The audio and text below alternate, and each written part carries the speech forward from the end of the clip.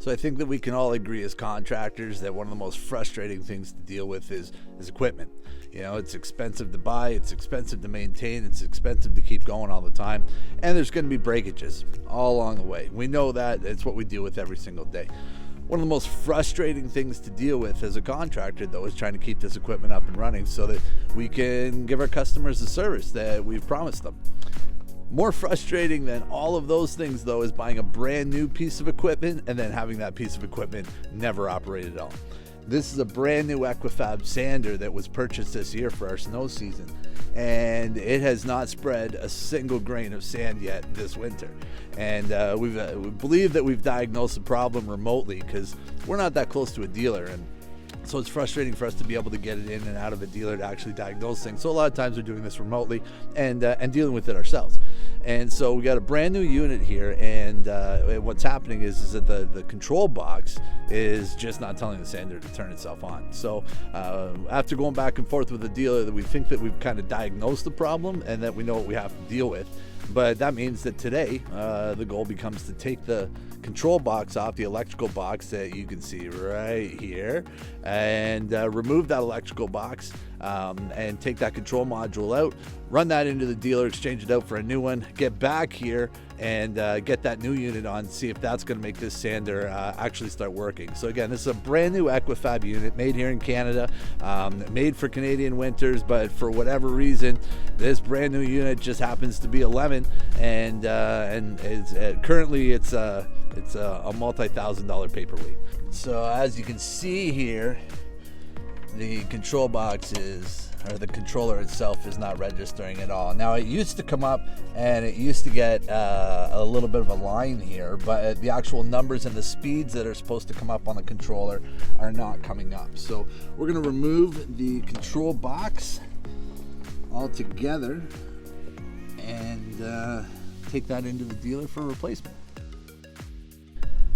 Certainly not helping that it's minus 12 today with the wind chill.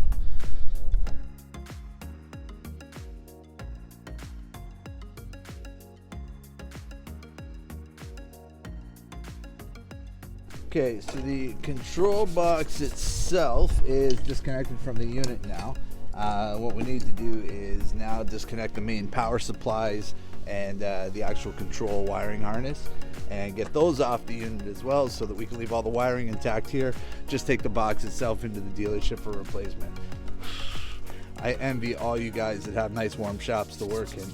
We do not, so we're doing it outside and it's chilly.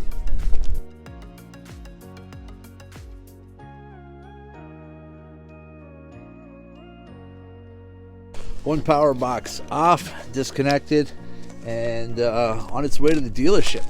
Gotta tell you, on a day like today when it's that cold out,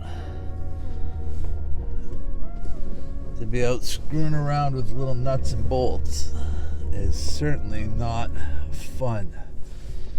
We got a little bit of rain coming down too, so hopefully we can get into town and back to the yard with a new control box before any serious weather comes in or any serious rain, because it's certainly going to make it a lot more difficult and a lot colder on the hands.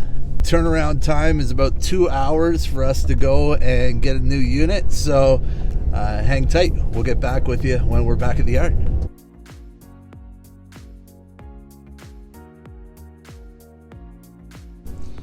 Awesome news. Just pulled out of Trailers Plus, super accommodating guys there, swapped everything out. So we got a brand new control box, an updated adapter, which is interesting that Equifab has updated their connection adapters. So not sure if that's something that was related or if it was just bad luck, with the unit that we got. My understanding is that it's not a common problem, but it was definitely a problem for us. So anyways, we're going to make the drive back and get this new unit installed. Hopefully we're going to stay ahead of the weather and stay dry while we're doing it. And hopefully that'll bring an end to the problems that we've been having here, and we can get ourselves back up and running and back in business. Side thought, while I'm in town, before I head back with the new controller, I think what we'll do is head into PV Mart and grab ourselves a new battery for the Bobcat Toolcat. The 5600 sometimes has an issue with the cold starts. It's a big motor, and it's a little bit of an older battery anyways, so it makes sense to swap that out now while we're already working on the unit, and that way we put everything back together and we've got things ready to rock for the next snowstorm coming in, which is only a couple days away. So guys, we finally made it back to the yard. It's dark out now, and since it's already been a long day, like I said, a couple hour turnaround just to get down to the dealer and get back, and see whether or not this is the thing that's going to solve the problem. But we got the new controller here. We grabbed a new battery for the Toolcat. Like I said, it's been having a hard time with those cold starts, so I figured while we're already here and we're already working on the machine, might as well swap it out and put a bigger, stronger battery on the unit, and that way it's has a little bit of an easier time with those cold starts. So step number one is going to be to boost the Toolcat, get that up and running, get the hydraulic box up, swap out those batteries, put that new battery in, and then once we have that, we'll go ahead and hook up the electrical to the control panel, get that rewired back into the Salter, and see whether or not that's the thing that fixes this whole problem. So at the end of the day, we're all pretty convinced that it's the control box, and we're hoping that that brand new one, once it goes on, is going to be the thing that gets us back in business. So I guess the only thing to do is to get out there, get cold, get it done, and see whether or not this is the thing that moves us in the right direction. So stay tuned, and let's get into it. Okay, so we've got the Toolcat hooked up. It's going to take a little bit just to get a bit of a charge off the truck in order to actually boost itself up. Note to self, though, for anybody who's ever thinking about getting one of these units, the battery is located underneath a hydraulic dump box, and naturally if the battery is dead, the hydraulic dump box doesn't work. And so it's one of those things where you want to make sure that you just kind of leave it up any time, especially if you're doing cold starts, just to make sure that you've always got access to it. So eventually we'll probably put a quick connect on it, and that way we can just plug it right into the truck and make our lives a little bit easier, but we just haven't gotten to that point yet. So anyways, we're dealing with a little bit of snow now, so we want to get ahead of ourselves. So while this charges itself up and gets ready to go, we'll probably go ahead and start working on the installation of that control box. That way, we can kind of marry the two things, and we're not staying out here in the cold for longer than we need to. So hang tight.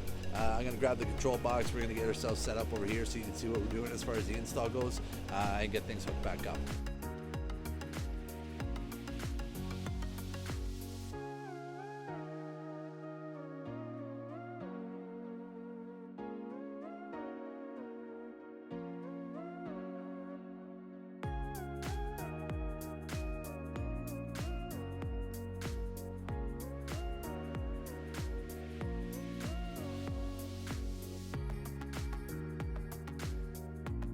Okay, so the unit's hooked back up.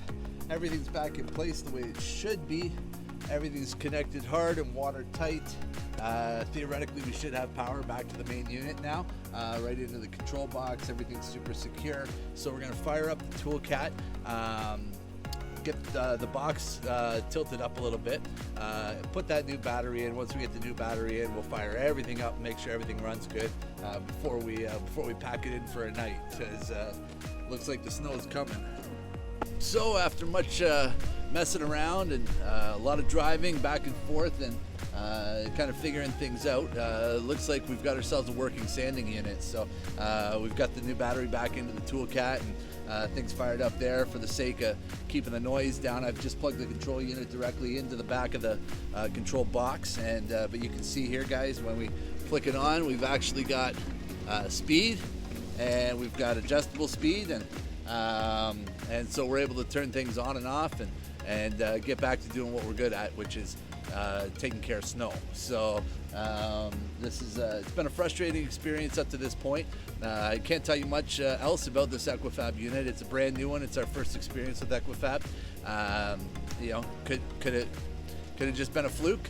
But we'll give you guys a full review after the season, and we know exactly what we're dealing with. So up to this point, though, I can tell you that the dealer was fantastic. They got things looked after for us, got a new control box to us right away, got us fired up, and we're just happy to be back in business. So we're gonna chalk that up to a job well done. It's getting cold. Looking forward to getting back home and having some grub. But we'll keep you up to date with what's going on with this unit and how it works in the future. So thanks for staying with us, and hope you enjoyed the video. If you did, like and subscribe. These are the things that help us out and keep us going. Thanks very much, guys. Have a great night.